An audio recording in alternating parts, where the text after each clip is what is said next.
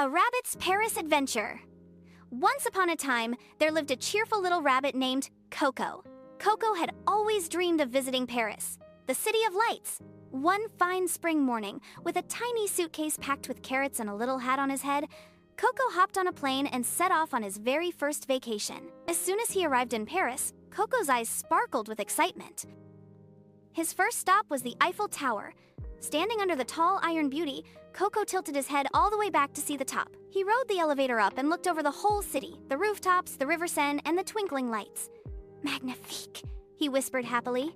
Next, Coco hopped along the cobbled streets to the Louvre Museum. He saw paintings and sculptures from all over the world.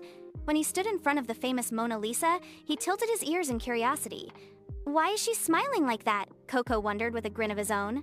In the afternoon, Coco strolled along the Champs-Élysées Avenue, nibbling on a buttery croissant he had bought from a cozy bakery. The warm, flaky taste made his little nose wiggle with joy. He also stopped by charming flower shops and even tried on a tiny beret at a souvenir store. It looked perfect on him. The next day, Coco visited the Notre Dame Cathedral, admiring the tall towers and beautiful stained glass windows. As he hopped around, he felt like he was in a fairy tale. Later, he enjoyed a boat ride on the River Seine, watching the golden sunset paint Paris in shades of pink and orange. At the end of his trip, Coco sat by a cafe near the Eiffel Tower, sipping carrot juice while the tower sparkled at night. His heart was full of memories, art, history, food, and adventure. Coco realized that Paris was more than just a city. It was a magical dream, and he promised himself he would return again one day to hop around the streets of Paris once more.